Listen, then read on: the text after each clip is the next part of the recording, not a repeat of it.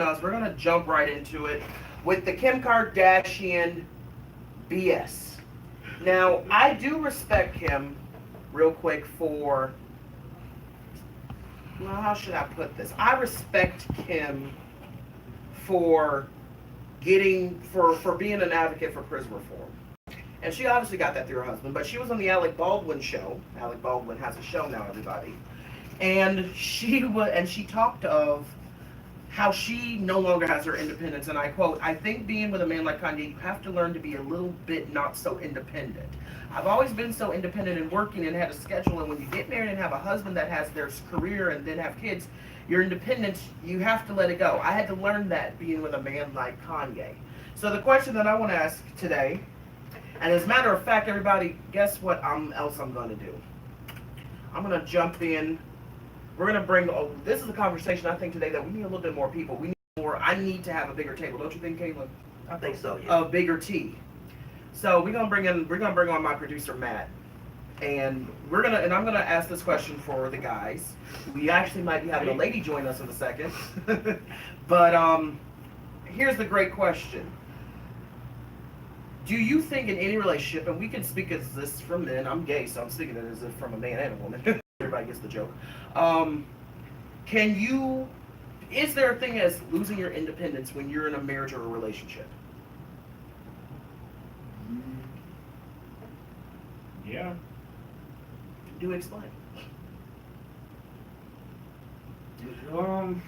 See, this is hard. Mind you, all three people on the air right now are single. Wait, you're not single? No. Does your girlfriend Oh, listen when to my did this show? happen? No. What do you mean, when did this happen? Exactly. When did this happen? Before I met you. No, you told me you broke up. Things are complicated.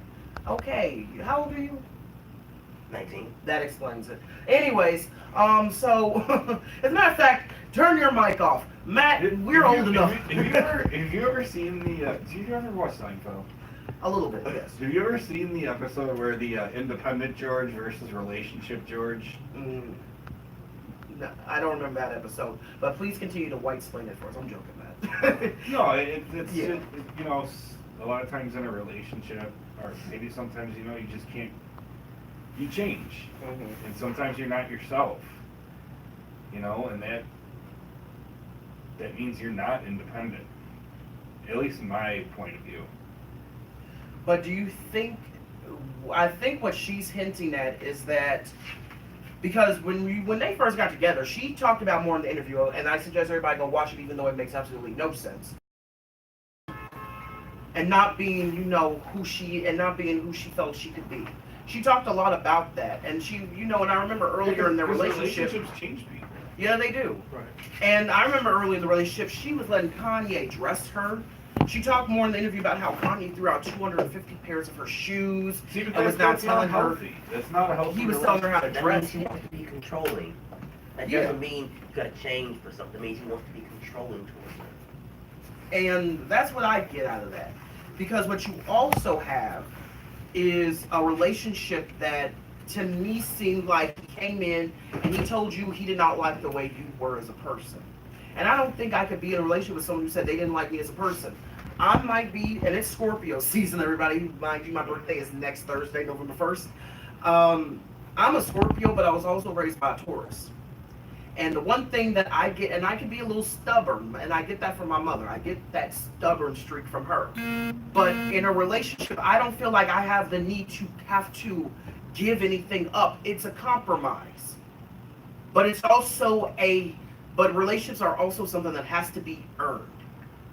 You can't come into my life and then want to just change it just because you want to make me into a vision. If I'm not the vision that you have of me, then you don't need to be with me. And that's what I think Kim needed to do, in all honesty. Because if he's changing you, I believe in growth, but I also believe don't try to change a person to where you completely take over them. See, I never, ever do that. So why would you want to change someone? Like, you like someone for who they are, right? Right. Not for who you want them to be. So I don't ever want to change a person that I'm in a relationship with. And I kind of want to piggyback off that. It's like I feel like she might have fallen in love with this certain person, and then when she got married, it kind of like revealed itself. And now maybe she feels like she's stuck. I don't know. I don't think she feels stuck. I think she's saying, she's giving the old marriage is about sacrifice and the woman has to sacrifice. And if anybody knows me, I'm a big old feminist. I do believe women need to have their rights. I just don't think Kim needs to, in my opinion, I would want someone to be independent. So let me ask you straight fellas, because you're both straight. Matt, I'm wearing them down. I'm wearing them down. But and he's just sitting there smiling like, you'll hear from my lawyer. Real quick though, but guys, would you want an independent woman? To be honest, would you want a woman that earns her own money, does her own thing? Would you want that? I think so. You would. Now let me put it in terms that maybe a guy can get. Would you want a ball buster for a wife? Because that's what she kind of makes herself sound like, that she was a ball buster. I could say something. By the way, Miss Chiquita, one of our co-hosts, just walked in this morning. Say hello, Chiquita. Good morning. I apologize for the tardiness. However, traffic was a mug. Y'all Traffic is said always a mug in the city of Chicago. It's downtown. However, I don't think she did it. I think she did it being submissive. It's more like a privacy thing with her. Her husband lives a private life, and when you become conjoined as one, then you have to take into consideration the lifestyle that your partner leads. So, to her, I think she's going a bit over the top when she says she's lost her independency. Because if you look at her numbers and you look at her followers and her revenue, that hasn't changed. The only thing that's really changed in her lifestyle is the fact that she's a more private person. No, Kim Kardashian ain't no private person. She still got a reality show. She ain't no more private. But that's In her under marriage. contract. Yeah, well, You within know? her marriage, because Kanye very rarely makes an appearance. But Right. the conversation, though, is she said, and I quote, I think being with a man like Kanye, you have to learn to be a little bit not so independent. The man like Kanye, someone who's So what is a man like Kanye? So He's a that, private person. Like, you only see Kanye when he's at work. Outside of work, you don't see him. So, like, she had to adapt to, and opposed to going to lavish vacations like everyone else, she has to find a more private resort. no, I don't think it's that. The question is independence. Can you be in a relationship and still maintain a little bit of independence? She's saying that she had to give it up, meaning I couldn't be my own, as in almost saying I had to let go of She something. just has to do whatever Kanye wants her to do. But did she That's what really she give said. it up? Because she still has all her brands. She still has her She still brands. makes her own money. Mhm. So what has she given up? Well, she like I said, this is on the Alec Baldwin show. She talked a lot about giving up. She talked a lot about giving up certain things, but she talked about giving up, like having him come in and suddenly change things about her that she herself probably was like, I'm comfortable with this. Like he wanted to take control over her social media one day and said, no, you should post this. As in the independence of being comfortable in your own skin. That's where I think she was getting at. If some people might not want to look at that closely. But overall, I would say Kim, she don't think any red man that you have to be here for said that she's trying to say that she has to be person and to saying that it goes first. You know how we always say Kanye, I'm sorry, because I thought it's something made up. Kanye said has good intentions with the things that he says, but he says them wrong.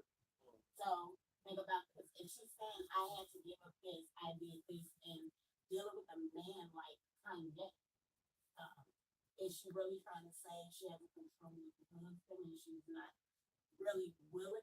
Because she has a lot of time, but she still does the thing that runs her business. Yeah. I think she still does that. I just think it's the independence of being her own person.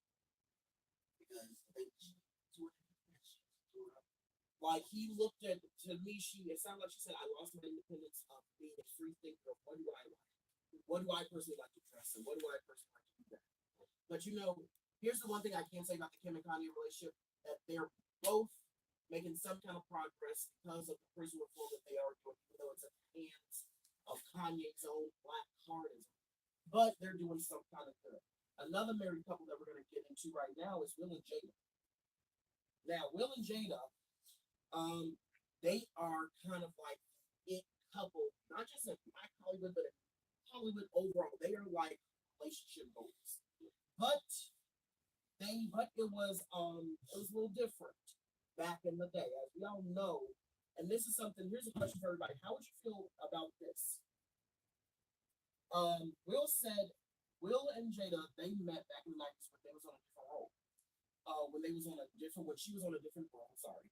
And when he went up and he wanted to meet her, Will wanted to meet Jada. He went to the set and he met another woman, his first wife. And then as him and Jada, they kept having their hits and misses with one another. They finally met, and he felt like that was the woman I should be married to. And when his second wife gave him the divorce, that's when they got together. Here's my question: how would you feel being the runner-up in a relationship?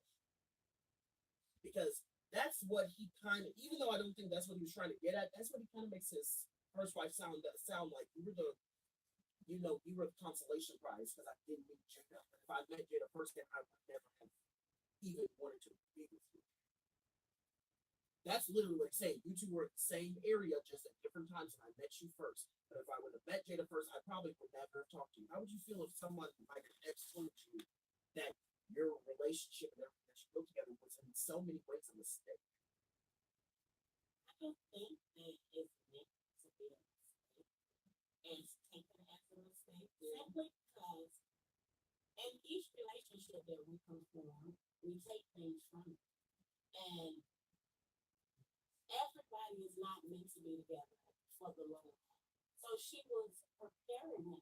And when you grow and develop in life and you go through numerous relationships, then you know, hey, this is what I like, this is what I don't like. Because in the beginning, everything teaches you. But once you start being together, what happens? You start seeing things that you typically wouldn't want in a spouse. So that's how we split. Jada just happened to have it all. So I don't think you consider her as a person. Well, the quote is one of the quotes that because everybody knows Jada has her Facebook show, Red Table Talk, and she talked about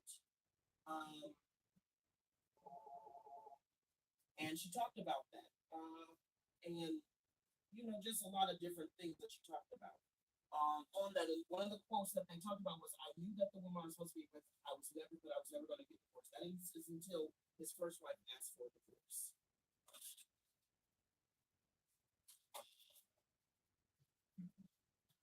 Right over there. Give me 1 second. Yeah, we're having a little bit of some technical problems, everybody. But Chiquita, take on with that. Okay. Well, in my opinion on the man is that he's simply saying she was an outstanding person, and he tells you that he valued, even though he desired Jada, he valued his marriage because he didn't ask for divorce, she asked for it. So she also learned that they weren't compatible. Will and Jada are like iconic Hollywood couples, and when I say that, it's because they kind of are like Kim and Kardashian. They live a very private life. And in order to be in a successful relationship in Hollywood, that's exactly what you have to live. You have to live a private life. His previous wife, his ex-wife, maybe she knew the things that Will and Jada do now. She would never be willing because, we've heard the rumors of how they stay around. I don't want to put it out there. But she did what she needed to do to isolate herself from the situation because she deserves happiness and so does he. So she's not a runner, Mikey. She transformed him into the man that he needed to be for him. Yeah, well, here's what I gotta say about all that. I think personally, in a way, it does make that sound like, again, I said this Jada does have a talk show, but on Facebook, Red Table Talk. But it does, to me, here's what it does. It does make it sound like, well, maybe she was the man for him. But we have to look at the context of which they're talking about. Their marriage is perfect, but what I think he was also saying was we were meant to be, even though I went to another woman before I got to you. And that's the question. And that's where I think I want to keep it on track right now. How would you feel if your significant other, hello, if your significant other, somebody, I think, you know what? Actually, everybody, we're going to take a quick commercial break because I actually think that is our interview. I think that is our interview, Miss Joy Triche, everybody. I think she's probably calling us saying, get off the phone, get off the show right now. It's my turn to speak. We're going to take a quick break. We're going to take another commercial break. And when we come back, we're going to have Miss Joy Triche. But I thank everybody for joining in on the morning tea. You guys take a seat and have a sip.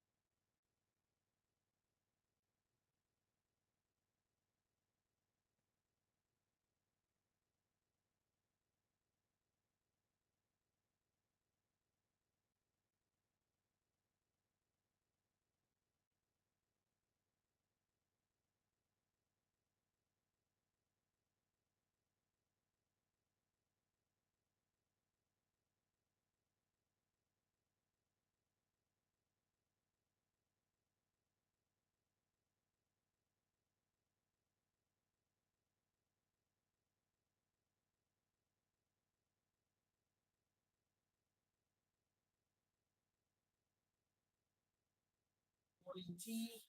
I'm Mikey, and we're back here with the Morning Tea crew, everybody. But real quick, we have a great person that's actually doing it on the phone with us, um, and we're going to be bringing her on.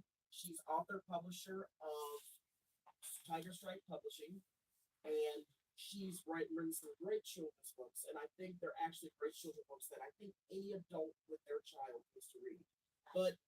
But I'm gonna let her do some of most of the talking because I don't want to be too much of a talker. So everybody, please give a round of applause to Miss Joy Triche. Hello, Joy. Morning, happy Wednesday. Thanks for joining us and giving us this opportunity. This is Tina.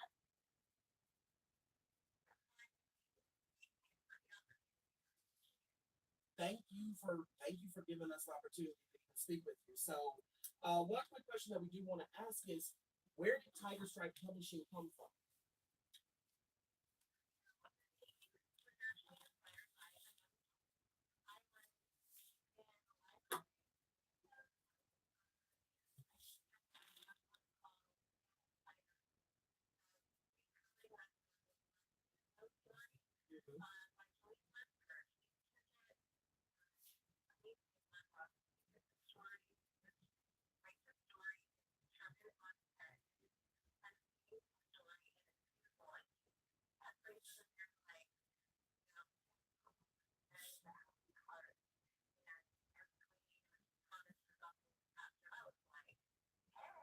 Mhm.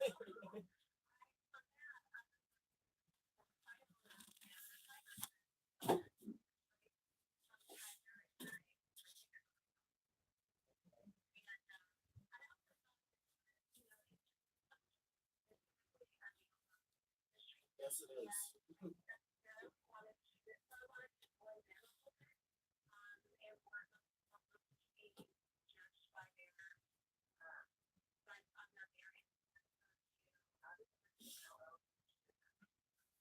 Okay, and I do refer to you as publisher. So I don't think of you as just a female publisher, you're a publisher and an author. So that's so I mean, and that's great. So but But was it a no, go ahead. I'm sorry, my co-host, she also wants to get a was question. it a struggle getting there? Getting the platform that you needed to become the publisher? How did you go about obtaining that, being a female?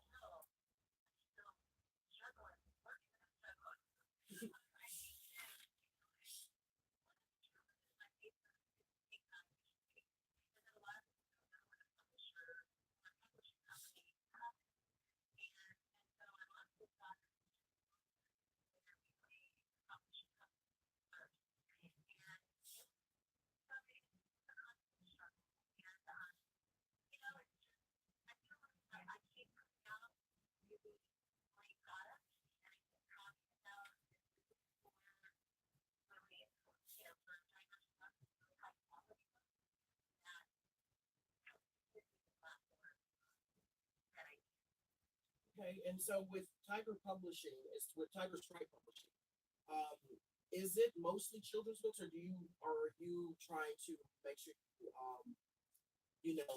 put out a lot of other different type of work? Like, is it just children's books? Oh, okay, okay. Because I do believe reading is You an art understand? form She said for now. for now.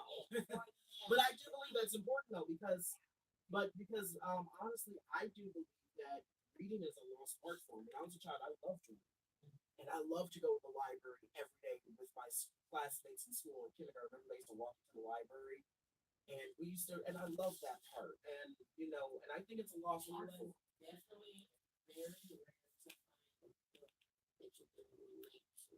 Like, everybody pretty much had the same color shade. So sometimes when we read and we look at pictures and we're kids, and the pictures is what captures. So unless it's highly animated with characters, when it comes to people, we tend to not want to read because we can't read. So thank you for bringing that to um, the platform for the younger generation that is trying to relate, especially when we have so many different issues around, not, I wouldn't say issues, diversity, far as And that's what she is. identifying with yourself. Yeah, and that's what she, and that's a lot of her books. I guess Joy.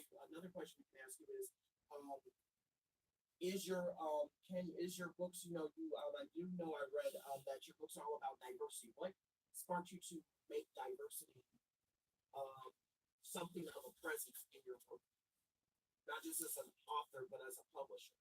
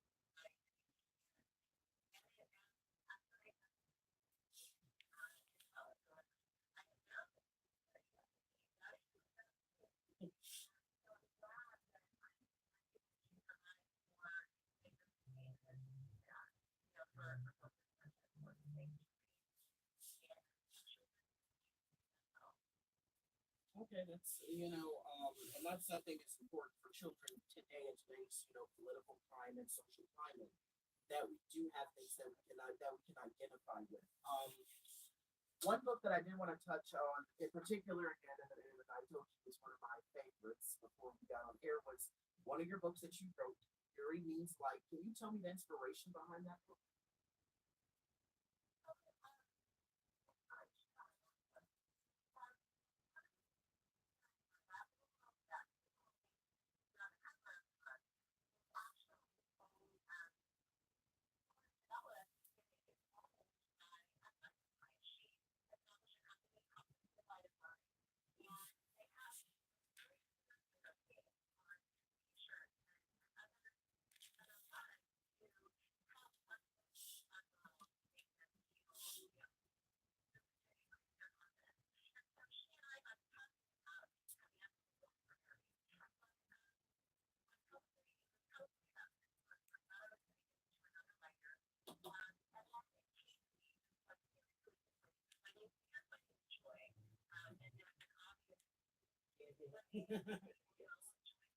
Mhm.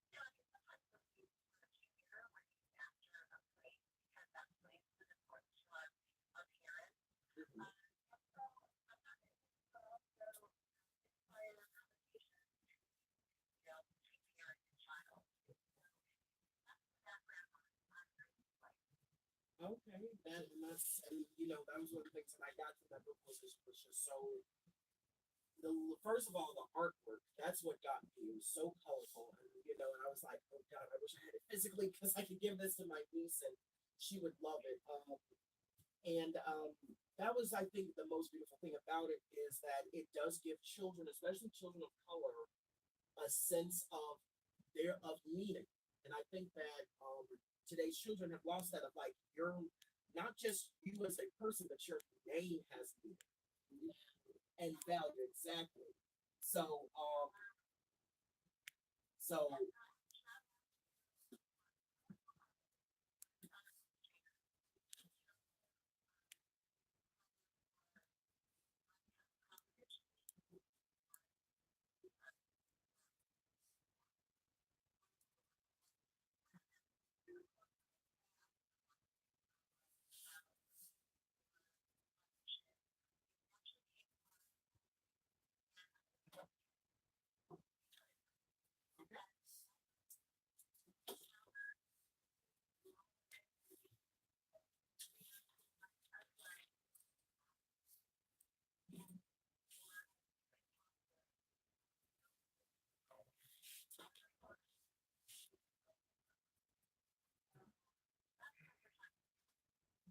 and that's And that's a very important element to moving forward in life. You have to have some sense of direction. If you understand what I mean by that, what we read, we take things from what we read and we apply them to our everyday life. So thanks again for putting that out here on the market for so many young people to say. Understand, yes, you do have me, like Mikey said, yes, you do have value. So come on, just read, and it also expresses the importance of reading, right? because reading is, I mean, unless it's on a phone or a tablet, you know, kids, you know, and I'm 26, I'm not that old, but kids, I do have nieces and nephews, and they are in their tablets. As a matter of fact, a lot of schools in the suburbs and maybe out here in the cities, they don't even give the kids books anymore. It's all a tablet now. Oh, and that's a great that's a great So kids don't even know the physicality of books. And I was a person who used to lug books around class to class, but they held so much vital information that I couldn't imagine any other way of learning. And now I think my little sister, she's 18, she just graduated. She was the first generation of kids where the schools took the books out and they put them in place of tablets. So let me ask you, Joy, while he was touching on that, are your do you offer audible books as well?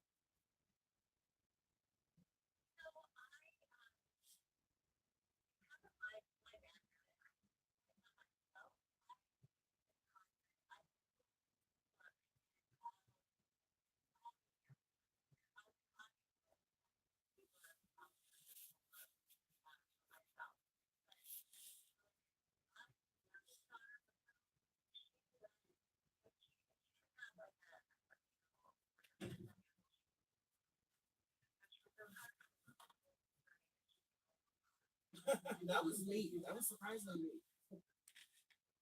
That was me as a child.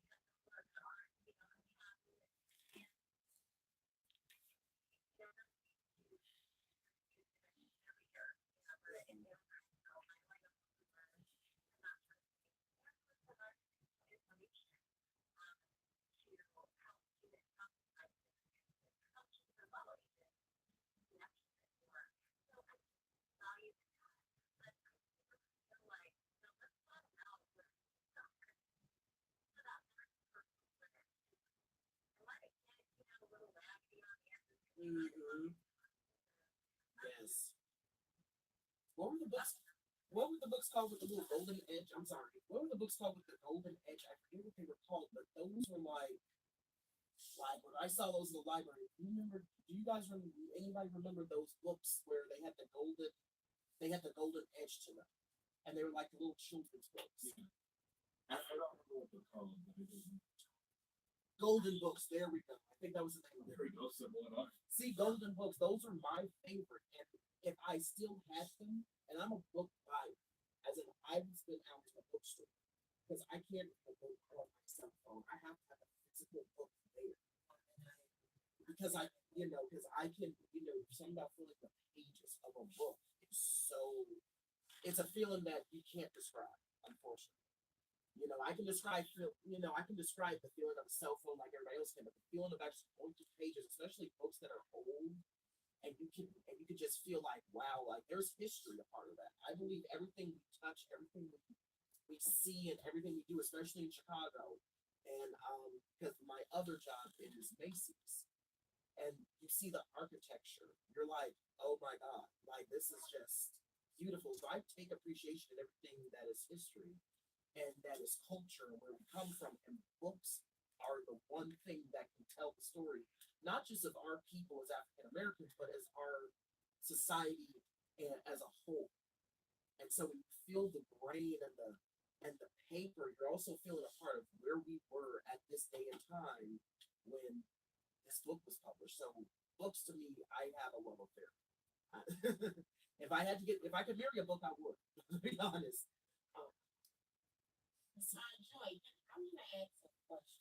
When it comes to the books, what is your target audience? Since they are children's books, is there like a gap in between ages that your audience is?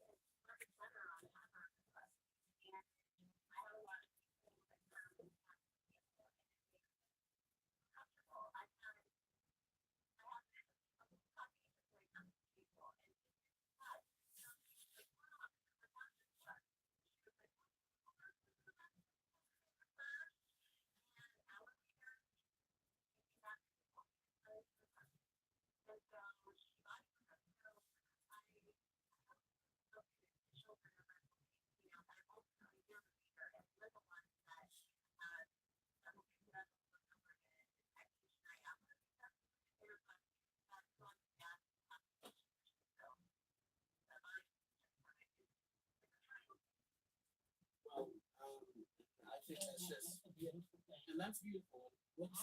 I have one more question. No, go ahead.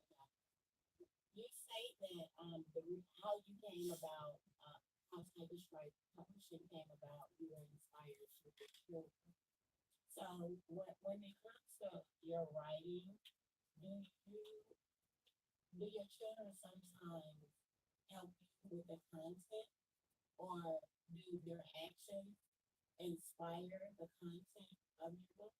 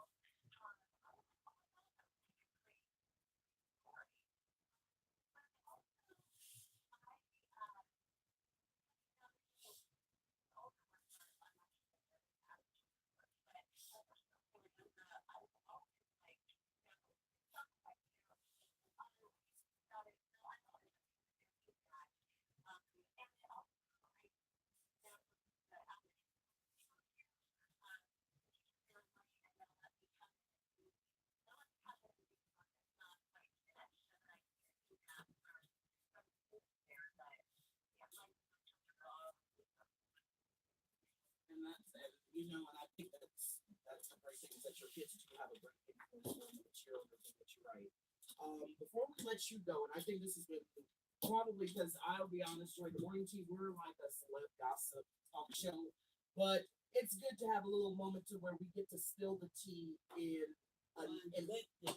on not just good things, but on things that are empowering not just to us but to the community. And before we let you go, I have one final question for you, and that is, what books did you enjoy reading as a child that still inspired you?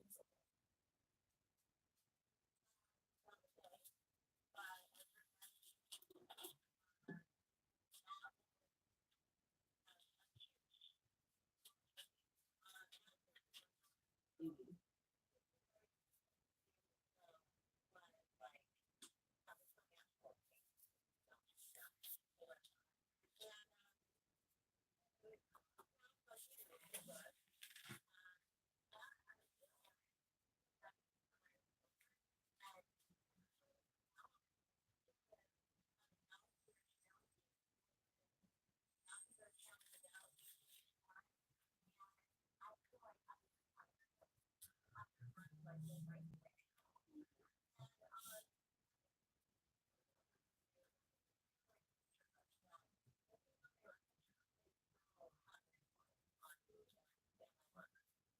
Well, all I can pretty much say right now is thank you, Joy, so much for being on our show. Thank you for being an inspiration to young children of color who now have literature out there in the world that they themselves can identify with.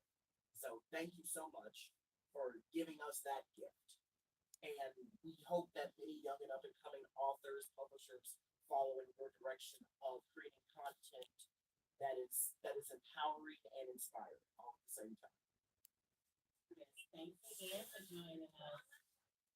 Yeah, so Tiger. So yeah, if you want to plug your website, definitely tell us what the website is and tell our listeners what the website is. So that way they know where to go get this book, especially Erie Means Life. It's one of my favorite books, everybody. But I'm gonna let Miss Joy tell you guys where to go.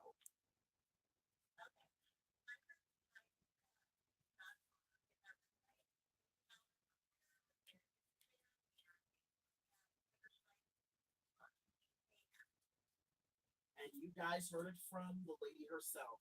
Thank you, Joy, so much for being on the morning team with us this today. Thank you. It's been a complete honor. Well, speaking with you today. Yeah, it's been a pleasure speaking with you today. Everybody give her a round of applause. She's been we're going to take a quick commercial break, everybody. Thank you all for tuning in on the morning tea. We'll be right back.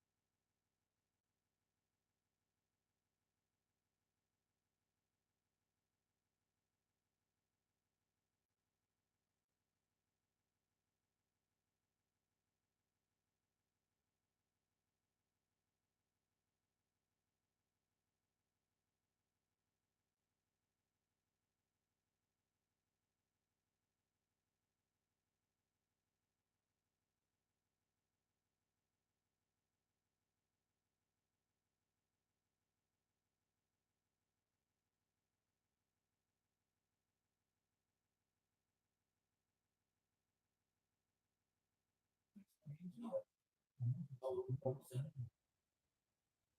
Good morning, everybody. Welcome back to the morning tea. I hope you all enjoyed that interview with Joy Triche, author and publisher of Tiger Stripe Publishing. We have some kind of devastating news to announce. It actually just broke. Two explosive devices were found in the mail sent to former President Barack Obama and former Secretary of State Hillary Clinton. And another bomb was also sent to the White House. Matt or Caleb, you guys have the info on that development in the story. You guys want to touch base on it?